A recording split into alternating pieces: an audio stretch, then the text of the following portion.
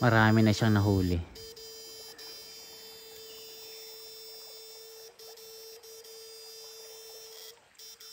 Ganyan palang pangunguryente.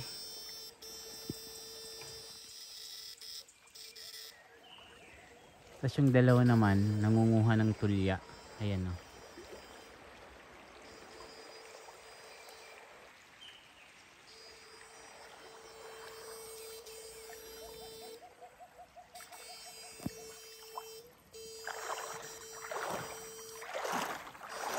Dito sa ilog na ito, maraming ginto.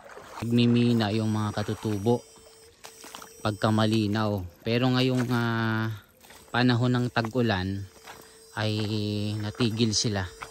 Kasi nga malabo yung ilog. Kaya ang karaniwang trabaho nila ngayon na tag-ulan, yung pagtatanim ng mga gulay. Naghahanap sila ng mga lupa na pwedeng tamnan. Kaya yung nakita natin si ate, yung nandun na katutubong dumagat, nagtatanim ng kamote. Nakausap natin kanina. Pero ngayon, yung nandito, nangunguryente.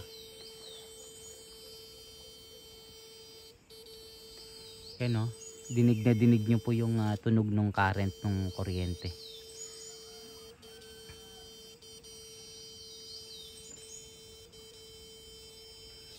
Yung karaniwang nahuhuli dito, hipon, isdang maliliit, yung balanban, hito, dalag. Minsan merong pawikan. Kanina meron akong nakita eh.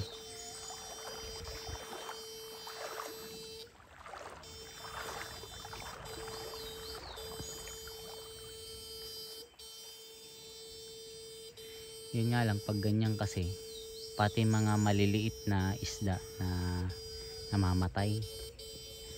Eh dito naman sa bundok wala namang batas kasi na nagbabawal sa kanila. Kaya oh, marami na. Ayun oh. Ang bilis ano. So tignan natin kung kung nakarami na siya. Tignan natin. Mababaw lang yung ilog eh. Ayan oh. Silipin nga natin kung puno na. Silipin natin kung puno na siya.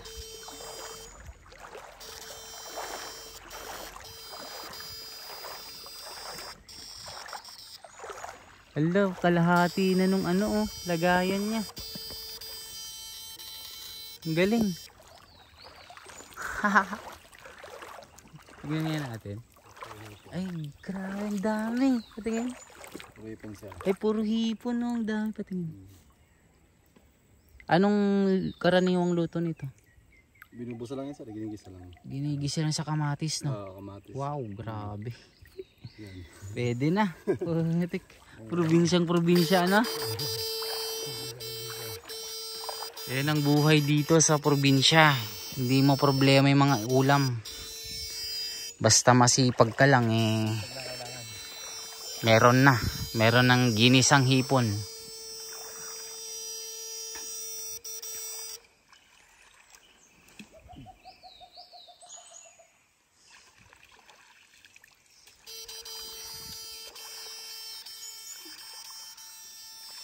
Pero si kuya, hindi siya nakakapunta sa malalim. Mahirap.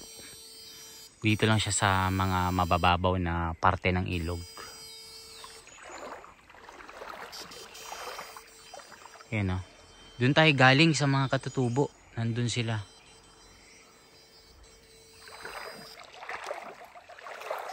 Nagdala tayo ng mga pagkain. Mga bigas doon. Kaya mga kababayan, sana po suportahan nyo po yung ating ginagawa. Hindi man kalakihan yung ating binibigay, sa mga susunod pagka nagkaroon ng mga views yung ating mga video, dadami rin yung bibigay natin. Syempre tayo naman kasi hindi naman tayo yung yung nakakapag full time. Minsan kasi nai-stop ako, hindi natutuloy. Yung mga kinikita ko, yun din yung mga binibigay ko. Wala din naman akong sponsor mga kababayan. Minsan may nagbibigay. Syempre hindi naman ganun karami yung mga sponsor natin. Pero nagpapasalamat ako na patuloy pa rin silang sumusuporta sa akin. Eto.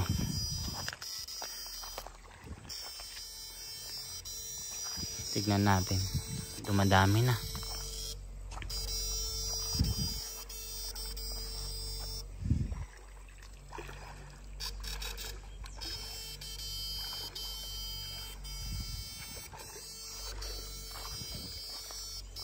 Ang lawak.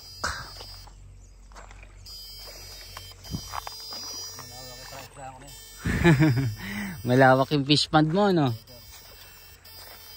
Sa dulo, di ba dam na yan? Ipo? Oo. Yung dulo niyan. Lawak, no? Lawak mo siya. Ang dami pa rin puno, no? Dami. Puro puno talaga. Dito kasi bawal ang mamutol eh. Kasi nasa watershed eh. Bawal. Pero dito maraming ginto dito. Plus sa top po. Marami pong dumagat na nagiginto. Kaso ngayon, natigil na sila eh. Wala eh. Malabo na eh. Malabo ng ilog. Sila nagiginto dyan yung mga kabalat. Mga ano? Yung mga ano po, dumagat. Dumagat, no? Oo, sila nagiginto dyan. Nga lang. Ayan dyan. May pera na yung mga yan. Di ko, konti lang din. Binabarat din ng mga ano. Mga namimili. Kasi nga, mangmang, kulang sa kalaman. O kulang kasi sila sa ano, sa edukasyon. Kaya napapagsamantalaan sila. Tignan mo yung honey kanina, binebenta sa akin ng 300 nung Tagalog. E binenta lang nila ng 120. Yung kabalat po, ayun dumagat. Oo, tapos ang ibenta sa akin 300. Ang mahal naman ng benta mo, sabi ko. Binili mo lang ng 120. Dumagat eh. Sa akin 300 mo ibenta. Kaya kawawa rin po silang mga ano eh. Kawawa nga sila. Sila naghihirap eh. Kawawa sila. Pinaghirapan ng dumagat. Tapos ibenta ng Tagalog na ano, Doble tubo. doble, 'di ba?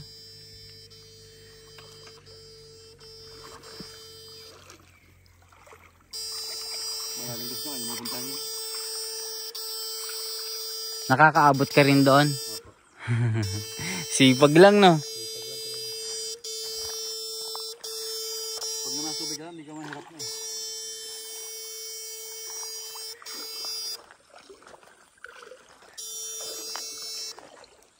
Pero pag sa dagat ka, marami kang mahuli, ano?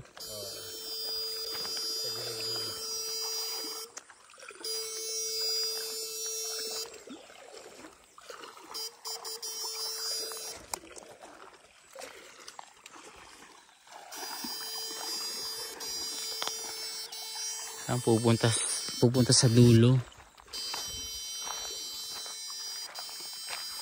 Makikita nyo mga kababayan. First time nating makakita ng ganyan. Eh eto. Ito kinakain to, no? Ito, oh. Okay, nakain yan. Yung kuhol. Pwede mo ilagay dyan? Hindi po, iba po yan eh. Ay ba ito? Ay, cool pala ito. Pero kinakain yan. Oo. Kuhol.